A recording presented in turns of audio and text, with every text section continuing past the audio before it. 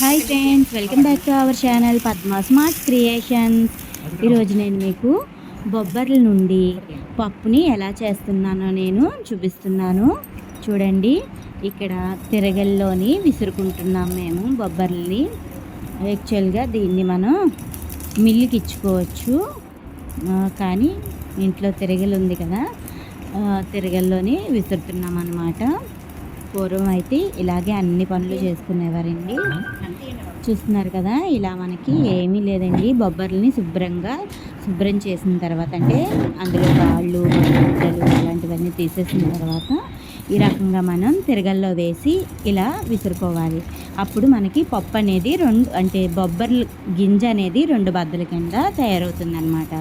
వీటిని తీసి మనం పళ్ళెంలో వేసుకుని చక్కగా చెరుక్కోవాలి. చెరుక్కుంటే అందులో ఉన్న పొట్టు గుండె లాంటిదంతా మనకి పైకి వచ్చేస్తుంది.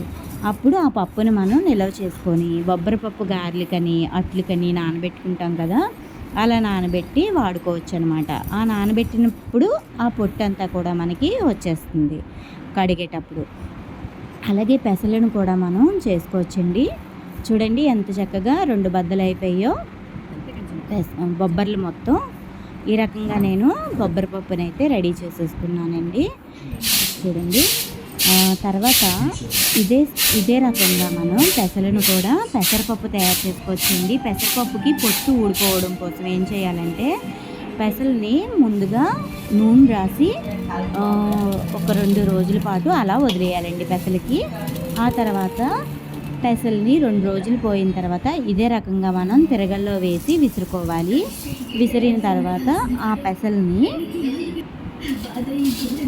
మళ్ళీ ఆ పొట్టుతో సహా చెరగకుండానే అలాగా 2 రోజుల పాటు ఎండలో పెట్టుకోవాలి. ఎండబెట్టిన తర్వాత మనం అప్పుడు దాన్ని మళ్ళీ ఒకసారి తిరగలు వేయాలన్నమాట. తిరగల్లో వేసి మళ్ళీ విసరాలి. అప్పుడు ఆ పప్పుకున్న పొట్టు మొత్తం ఊడిపోతుంది. అప్పుడు మనకి చక్కగా బయట కొన్నట్టే పెసరపప్పు అనేది రెడీ అవుతుందన్నమాట. పెసరపప్పు కూడా పూర్తిగా రెడీ అయిన తర్వాత మీకు మళ్ళీ నేను ఇంకొకసారి చూపిస్తాను. ప్రస్తుతానికైతే ఇదిగోండి, ఇది బొబ్బరపప్పు ఇలా అయ్యింది. ఇదిగో పెసల్ని అయితే నూనె రాసిన పెసల్ని ఈ రకంగా అత్తగారు తిరగలు వేసేసారు. వేసేసి ఇగో ఇలా పక్కన పెట్టి ఉంచాము. ఇది రేపు 2 రోజులు ఎండలో పెట్టుకోవాలన్నమాట.